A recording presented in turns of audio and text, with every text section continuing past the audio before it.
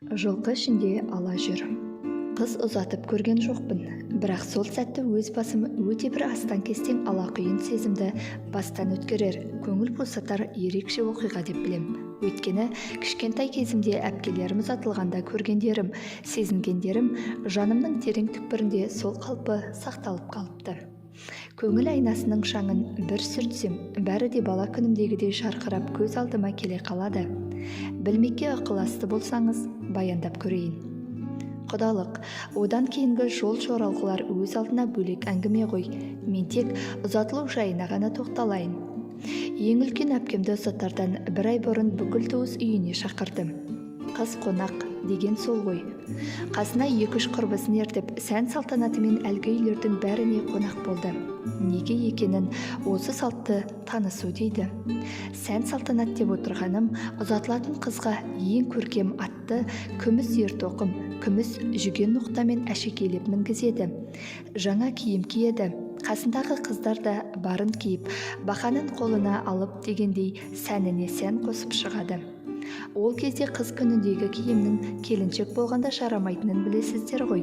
Ұзатылар қыз қонақтыққа киген жаңа киімін қасына ерген құрбыларына үлестіріп кетеді. Сонымен не керек, барған үйі барын алдына тосып еркелетіп ақпағады. Ұзатылып барады ғой. Бізден не қаласаң да ала ғой. Ағаң тіпті бар жасауыңды өзі жасап беруге бар, деп бәйек болған шеңгелер. Барған жеріңде апайыңмен бала күндегі ұрыс керісіңді есіңе ала қойсаң болды, сағынбай қаласың, деп қағытқан жезделер. Бәрі қыз көңілін көтеріп бәйек. 30 күн ойын дегені сол шығар бәлкім. Межелі күн жетті. Тойдан бір күн бұрын құда жақтан 4 адам келді. Жездем, күйеу жолдас жігіт, құда-құдағи болып келген 2 кісі. Ертең той деген күні түнде әпкем естелік үлестірді.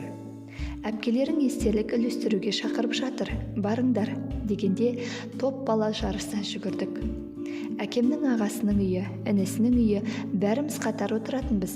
Көрші қолан, тойға келген басқа туыстың балалары бар дегендей өте көппіз енді. Біз кіргенде шешем шығып келе жатыр екен. Мә, мынаның бәріне қайтып жеткізесің, кішкене ересектеулеріне берсең болды ғой, деп күліп жатыр.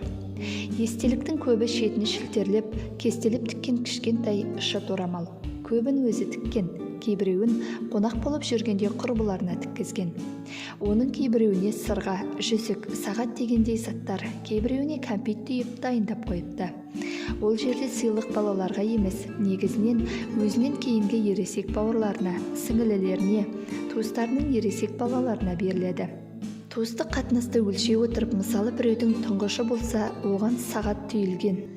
Біреудің жалғыз қызы болса, оған сырға түйілген деген секілді қомақты сыйлар, одан кейінгілерге орташа, төмен деп ретімен беріле береді. Кішкене балалар еленбейді де. Әпкеңнен орамал алуға жарап қалу деген адам қатарына қосылғандай үлкен дүние. Мен үшін солай әйтеуір. Сол жолы естелік орамал менен ілгері ағама келіп тоқтады ғой. Ең соңғы кәмпит түйілген шытты Ұланбекке беріп жатып, маған: «Үй, менің Ұларбегіме жетпей қалыпты ғой. Болды, саған сәкен береді», деп басымнан сипап қойды.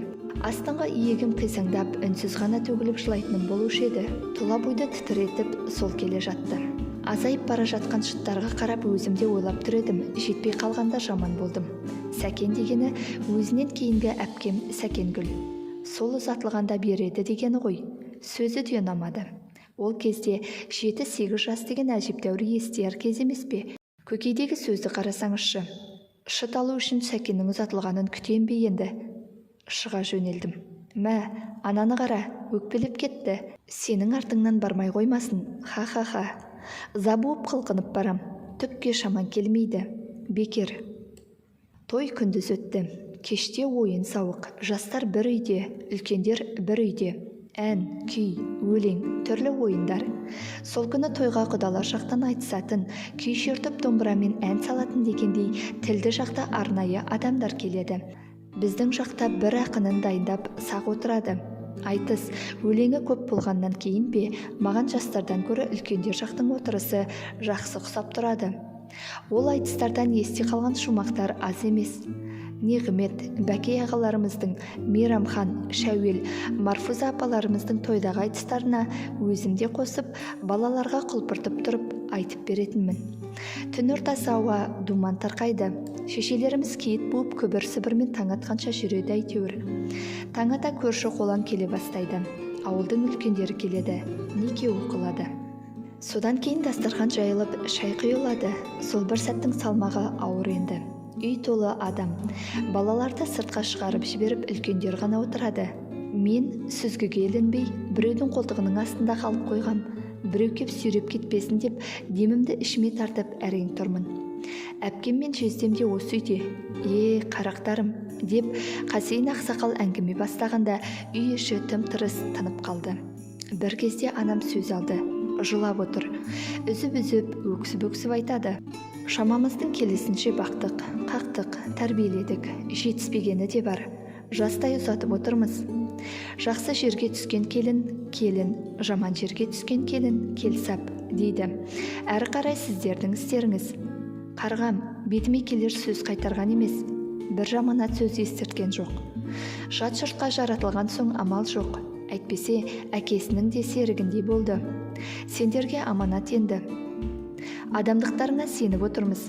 Қыз деген осы екен. Қанаты жетілгенде қолыңнан ұшырып, қоя бересің баяғы. Шеңгелерім, көршілер бәрі жылап тұр. Әпкеме қарасам, екі иығы солқ-солқ етеді. Өксіп отыр. Менің де жылағым кеп, астыңғы иегім қисаңдай бастады. Қайта-қайта еңсесі түсіп кетіп, шеңгелері қолтығынан демеп қояды. Әкем салбыраған басын көтерер емес. Құдалық жақ сөз алды. Сіздерге рахмет. Бізде қыз ұзатқанбыз, оңай емес. Жүректеріңізді жұлып бергендей болып отырсыздар. Десе де жыламаңыздар. Енді жылағандарыңызда жөн ғой. Сөйтсе де балаларыңыз жаман жерге бара жатқан жоқ.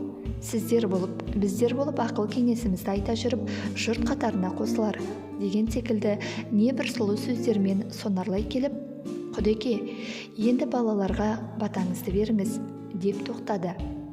Әкем кеудесін кере құлашын жая, «Я Алла, балаларым, жолдарың болсын, бақытты болыңдар, әумин», деп бет сипады. Жұрт сыртқа лап қойды.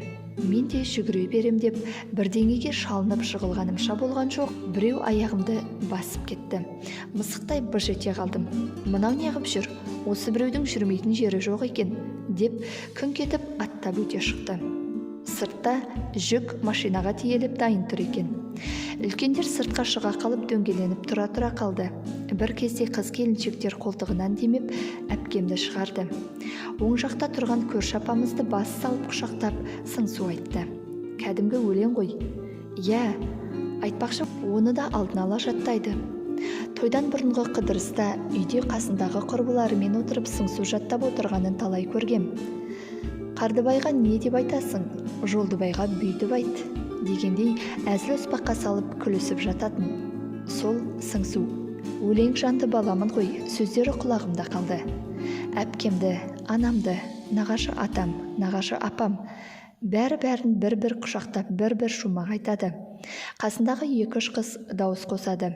Сондағы үлкен жездеміз Қардыбайға айтқан сыңсуы қандай ғажап еді. Мұнда әркімге тек өзіне айтулы тиіс сөздер ғана айтылады, беталды айтыла бермейді. Ұзатылып бара жатқан қыздың жездесіне айтқан сыңсуы мынау. Жылқы ішінде ала жүр, ұстай алмай бала жүр. Әкем кәрі, бауырым жас, көзіңнің қырын сала жүр. Дегенде үй ішінде сыр бермеген әкем теріс айналып жеңімен көзін сүртті. Бұл әпкемнің өзі шығарған өлең емес қой, бұрыннан келе жатқан сыңсу, ұзатылып бара жатқан бір қыз айтып, жатталып қалған шумақ қой. Қыз қамқор дейді ғой қазақ. Рас, әкеге қыздай қамқор, үй ішіне қыздай қамқор адам көрмедім. Апам 9 бала көтерді. Балалар көбейсе бірін-бірі бағады дейді ғой. Бағады, бірақ қыздар бағады екен. Бір-біріміздің мұрнымызды бұзып төбелесіп жататын ұлдардың кірін қыздар жуды. Киімін солар жамап, нанымызды солар пісіріп, тамағымызды солар істеді. Қазірде біз ауылға барсақ, қонаққа барғандай шалжиып жатамыз. Ал жат жұртқа кеткен қыздар төркіндеп келгенде, әкесінің әр жейдесінің жағасын тексеріп, үйдің ауласына дейін жарқыратып шығады ғой. Қарашы, мынау шумақтың алдыңғы екі жолын қайталап қараңызшы. Анау топ жылқының ішінен көздегенін ұстай алмай жүрген бала мына қыздың бауыры ғой, шамасы келмей жүр ғой. Өзінен үлкен әпкесі көмектесер еді. Ол жат жұрттық болып жаралған соң ұзатылып кеткен. Бұл өзі жатқа ұзатылып бара жатып, қалып бара жатқан бауырын әкесін уайымдаған қыздың көкірегіндегі сурет еді. Шынайы өлең өмірге осылай келген. Енді уайымдады. Болды ма? Жоқ. Оны біреуге тапсыру керек. Кімге? Жездеге. Қай уақытта? Өзі ең сыйлы болған, сөзі ең өтімді болған тап аттанар кезде. Қамқорлық қана емес, даналық. Жездеміз қолтығынан демеп машинаға отырғызғалы жатыр еді, өзі де аңғармай қалса керек, әкем қасына жетіп барыпты. Әпкем қайырыла құшақтап егіліп жылады кеп. Шындығында үлкен әпкем Қансила әкемнің серігіндей болып кеткен қызы еді. Ерекше жақсы көретін. Оған ұрыспақ түгілі кейіп сөйлегенін естіп көрген емеспін. Қыз бала әкеге жақын болады деген рас сөз, өте рас сөз. Қытайда өткен жазушы Мағаз Разданұлы «Алтайдың ақиықтары» деген романында 100 түйеге жасауы артылып аттанғалы тұрған жалғыз қызы Дариға алдына келіп, «Қош, әке» дегенде қу дүниенің төбе құйқасын қара борадай шайнап өткен ер оспанның басы салбырап кетті деп жазатыны болушы еді. Мен көрген оқиға да содан мысқал кем емес секілді. Осы әңгімемді бірден Мұсылманбек дейтін сырлас ағама айтып бергем. Жүзбе-жүз отырып айтылғанда әсерлі шықса керек, үнсіз отырып қалды. Аузын жыбырлатайын десе, көзі сөйлеп кетейін деп тұрғанын аңғардым. Әр әке қызын осылай ұзатса ғой, деп терең тыныстады аздан соң. Қыз ұзатуды соншама қиындатып жібергендей болдым ба деп сәл ыңғайсызданып қалғаным бар еді сонда. Сол үшін сөздің соңын көңілдірек аяқтауға тырысайын. Анау шытты айтам, сәкеннен аласың деген. Алдым ғой соны. Шетін бізбен шілтерлеген көк шыт. Ол шынымен естелік екен, өмір бақи есіңнен кетпейді. Ол болмаса, жақын болмай қаласың деген әңгіме жоқ қой, десе де, туыстық жан дүниеңді жалғап тұрар дәнекердей ғажап сыйлық екен. Ауылға барған сайын Сәкенгүлге бір көйлек ала баруды өзіме міндет санап тұрам. Жаңылған деген көрші апамыз, Сәкенгүл қарғам ұзатыларда мені құшақтап, ауылымдағы көреген апамнан көрген өнегем деп сыңсу айтты ғой. Аман болсын, қарғам сол деп отырғанын талай естідім. Тегін емес, шыт да, сыңсу да тегін емес. Есті қазақ қыз қадіріне жеткен ғой. Есті қыз ел анасы атанып, қазақтың шаңырағын шайқалтпай, босағасын беріктеп, осы күнге жеткен екенбіз ғой. Қызғалдақтай құлпырып қыз берген құдайыма мың-мың құлдық.